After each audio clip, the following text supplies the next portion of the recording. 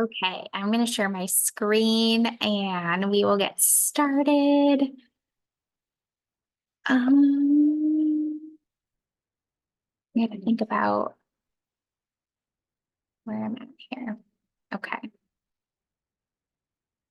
So here is our leaderboard for the month. Um, Excited to add two more names to the board at Success Club. So Sarah Freeman and Kelsey are at Success Club. Susan, I think, went from 2 to 4. And yeah, just loving it. So you guys, we still have, well, until Wednesday. Wednesday is the last day of the month to help some people and hit Success Club. I know a lot of you guys said that that was your goal this month on our goals check-in that we did at the beginning of the month. It was your goal to hit Success Club every month. And so I was kind of talking to Hallie because I'm the worst with coming up with ideas for training. I don't know why.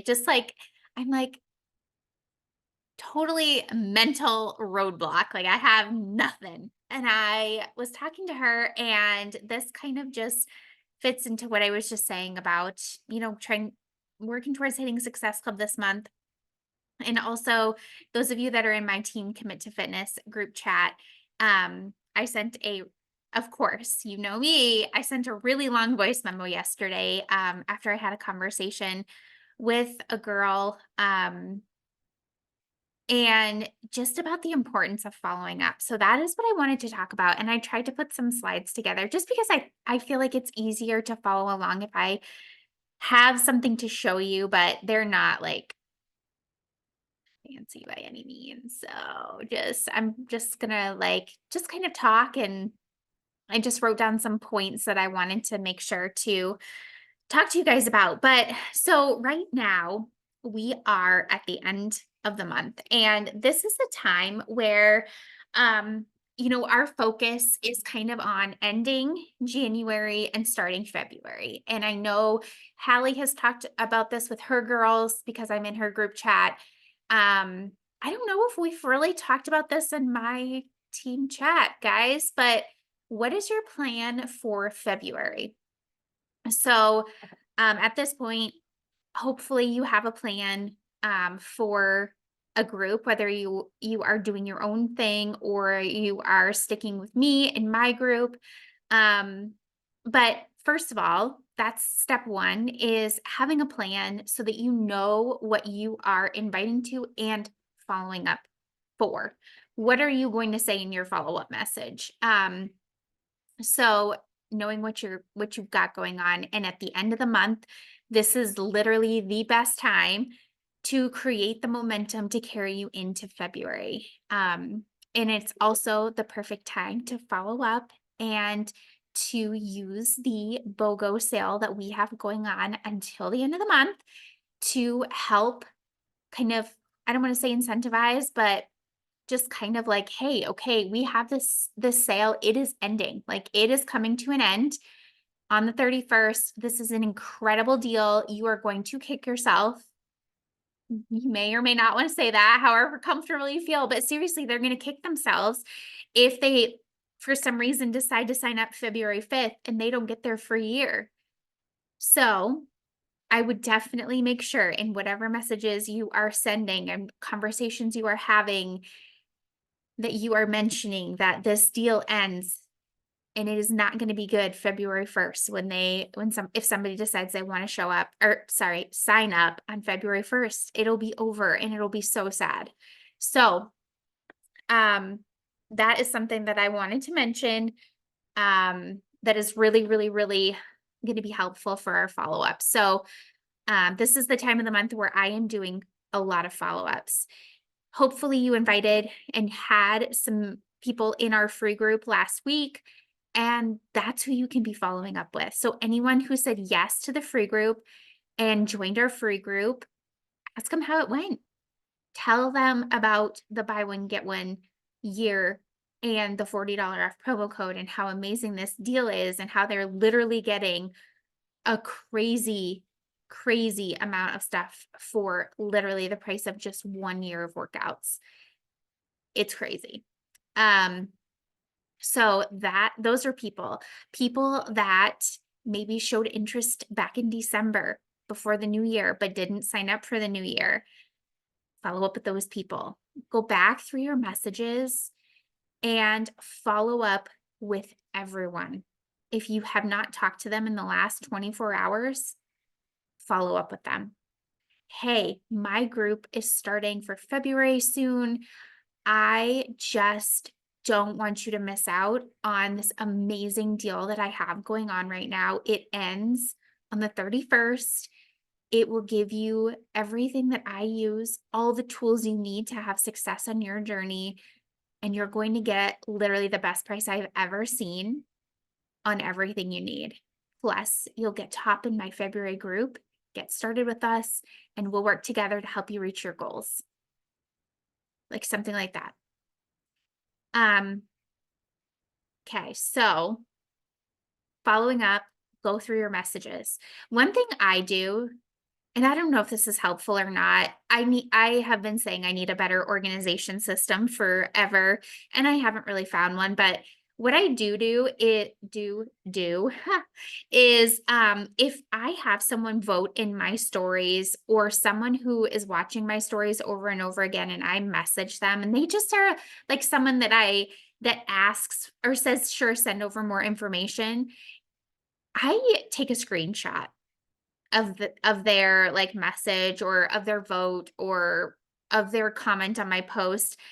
And then I can go back through my screenshots and my photos and I can see exactly when their first like interest was, like when they were first interested. And I can remember back and say, oh my gosh, I should follow up with that person.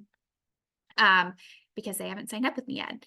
So that is something that I do. I don't know if that's helpful, but just figuring out what's going to work for you, whether you write people's names in the notes section on your phone or you take screenshots or you have a notes like pen and paper, whatever works for you, doesn't matter to me. But it is definitely something you want to keep track of because this is where the people are going to come from, right?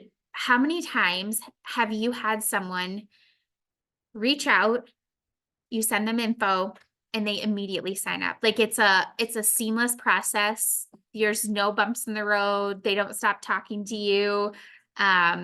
They don't tell you they're not interested at this point, but they'll keep it in mind or whatever. That happens very rarely. Typically, it is not the first time you talk to them. Sometimes it's not the second or the third or the fourth or the fifth. It is like down the line a long ways. And so now I'm going to go totally out of order in my like notes, but think about your coach and think about how many times she had to reach out to you before you said, yes, okay, let's do this.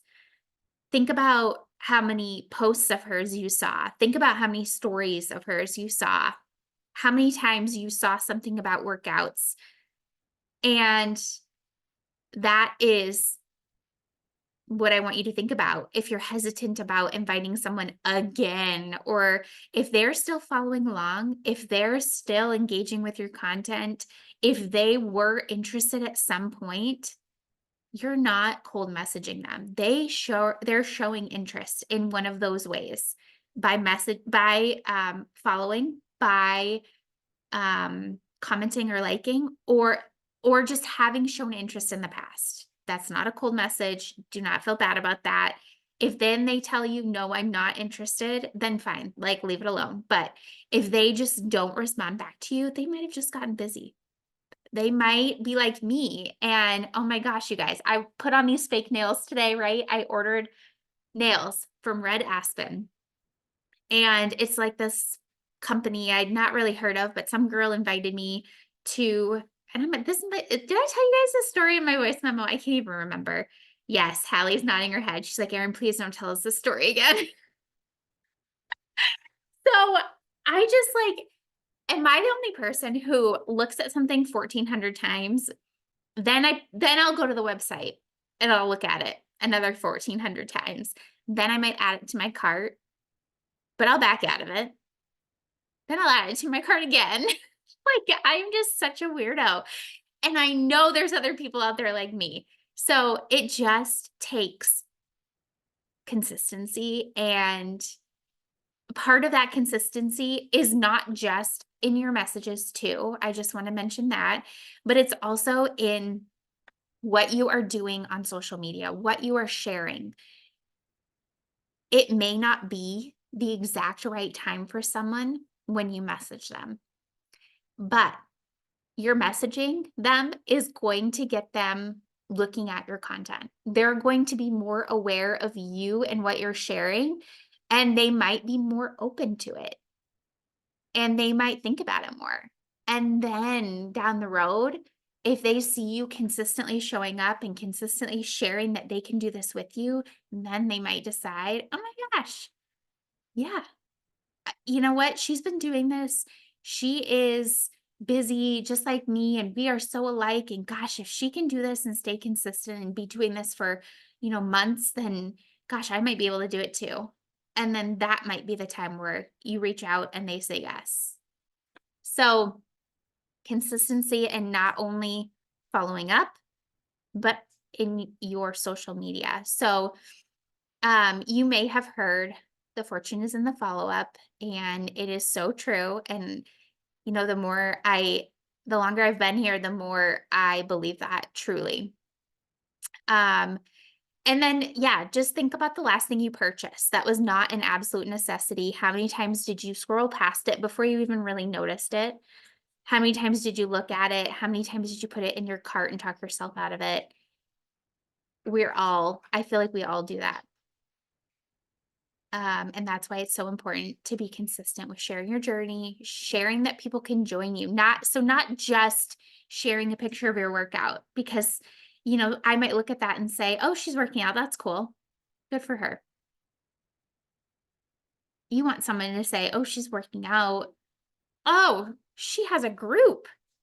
She has other women that do this with her. She has a community. She has support. I've never done that before. Well, gosh, maybe I could do that with her." Like, you wanna get them thinking about more than just, "Good for her. I'm proud of her. That's awesome." So if I went to your social media right now and I looked at your posts and in your stories, would I see something about your February group that's coming? Would I see an invite to join you? And I said this in my voice memo, but I literally have felt like kind of like a broken record, and almost I feel almost bad for some people who are following me who are probably like, "Okay, I've seen that graphic 75 times." But you guys, it's been working. I have had more people voting in my stories. I've had more people saying yes. I've had more people signing up. So I'm like, "All right, what I'm doing is working. I'm gonna keep doing it until proven otherwise." But I feel like it's because I have been saying daily, "You can do this with me." And in some form or another, I'm sharing the BOGO deal. I've literally shared it every day this month. So don't think you're annoying. Just pretend like you haven't even shared it before.